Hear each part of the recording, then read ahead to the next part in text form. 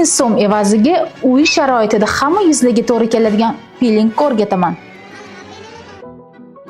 Bu videodan keyin borib kosmetologlaringizga janjal qilmayman deb va'da beringlar. Chunki sizlar bu pilingni kamida 30-35 dollardan qildirgansizlar.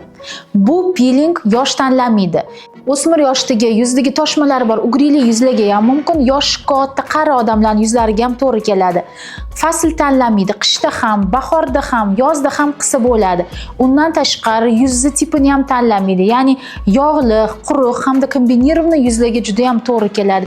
Yuzinglarni oqartirib, matoviy qilib beradi. Hech qanaqa allergik reaksiya hamda ajoklar ham bermaydi. Bu eng xavfsiz piling va butun dunyoda eng ko'p qo'llaniladigan, uy sharoitida ham qilsa bo'ladigan piling. Gap enzimli piling haqida ketyapti. Bizga 50 gram oddiy guruch kerak bo'ladi. Oldindan yuvib quritib qo'yamiz hamda kofemolkadan maydalaymiz.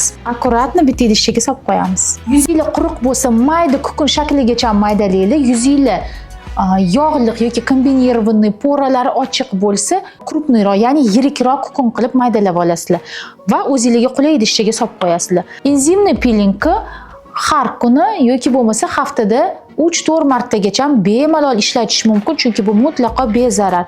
O'zingizlar ishlatiladigan, har kuni ishlatadigan umvalka yoki penkelarni yuzingizga qilasizlar va bu enzimli pilingni ustidan qilib turib, yuzinglarni, bo'yninglarni va zona dekolteni mana shunaqa uqalaydigan dvijeniyalar bilan yaxshilab tozalab chiqamiz.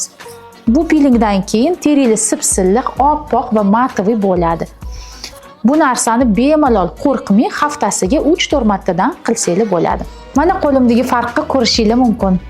Agarda yana ham foydali ma'lumotlar olmoqchi bo'lsanglar, men doktor Guliamovani sahifalariga obuna bo'ling.